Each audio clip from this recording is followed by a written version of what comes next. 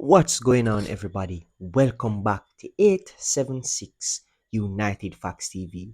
And in this video, guys, as you can see in the thumbnail and the title, we are not speaking about Manchester United. We are going to speak about the Reggae Boys.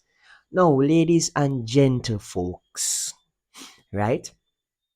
Now, I'm going to just give my possible keys for Jamaica, or rather ways that the Reggae Boys can make it back to another World Cup. Guys, smash that like button, subscribe if you're new, share with a friend, and let's get straight into the video. Ladies and gentlemen, so we're going to just speak about some of the ways that Jamaica need to develop in order for us to get back to the World Cup, and why it is disappointing as a Jamaican, not seeing my little but Talawa country into the number one football slash soccer tournament in the world. I would have loved to see Jamaica in the World Cup, you know. It, before I was born, they were there, but I would love in my lifetime to see that happen. Now, anyways, ladies and gentlemen, now for me, I have probably three to four or probably five things that I think the JFF need to do in order for us to have a successful World Cup campaign.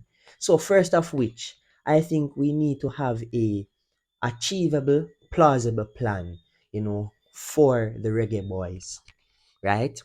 Now, I must also give a thumbs up to our Reggae girls who, despite all of the lack of funding, that is a topic for another day, and lack of resources in general, we must give very great significant recognition to our Reggae girls for qualifying for another World Cup. Now, yeah, they need a plan. They need to have a course of action and routes that they need to follow and to take in order to have a successful campaign. Now, in doing so, it will lead to my next point. With a proper plan in place, they should appoint a coach that can execute that plan. And we are well aware of the appointment of Mr. Hallgrimson or Hargrimson, the Iceland international, who is known to bring Iceland to the World Cup in 2018. So I suppose Jamaica would like to emulate a similar kind of feat, with Mr. Hargrimson. Now, for me, yes, we got somewhat of a coach who may have the brains, and the philosophy to get us there, but those things cannot be executed with a proper plan, as I mentioned before. And the plan has to go in sync with what the coach's ideologies are. So this is going to lead me to my next keys to execute a successful World Cup campaign. My next one is getting in a pool of players, a squad that will be the regular squad in whatever international game that we have to play. So what I'm getting at, in order for Jamaica to build a chemistry and the players to be in sync, we need to have the same crop of players playing in the UEFA, not the UEFA, the is it UEFA, or yes, it is the UEFA CONCACAF Nations League. We need the same group of players playing there to build the chemistry. Then we normally have the Gold Cup. We have the same batch of players coming in to represent us there. And for the World Cup qualifiers, it cannot be. In history, Jamaica has had different teams playing in a friendly game, in a World Cup qualifier, and in the Gold Cup. It's never the same crop of players. We need to have a pool of players that we know is our squad and that the manager which we have needs.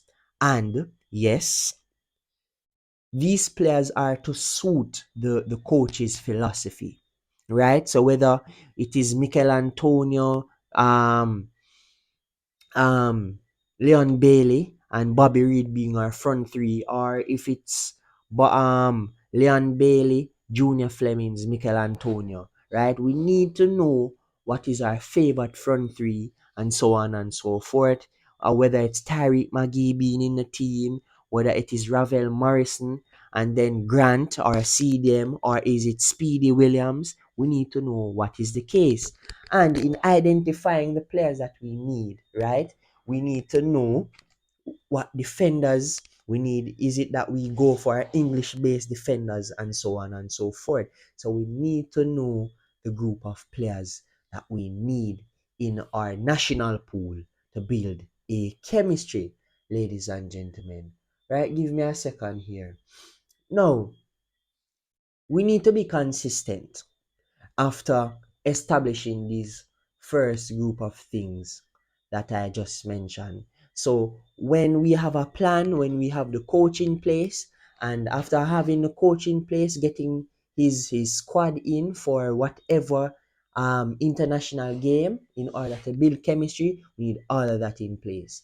And another thing too, we need investment. Remember, guys, when we're having friendlies, when we're having certain sort of games to be played, right, on the international level, we need proper investment, because there was a scenario where we had some friendlies before the appointment of our new coach, where a lot of players were unable to return to the island. These were the local based players and so on and so forth. So things like that just shows the lack of organization by our federation or the heads of our federation, right?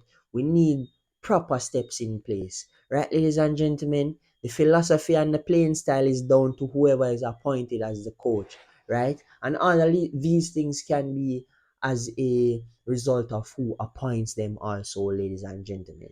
So, I mean, this video is not longer than probably the 6 to 7 minutes, right?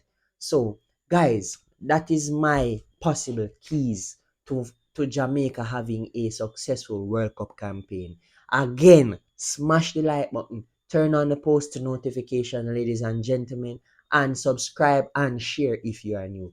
Thanks for tuning in. Leave your comments down below. I would love to get your input, and let's keep it rolling.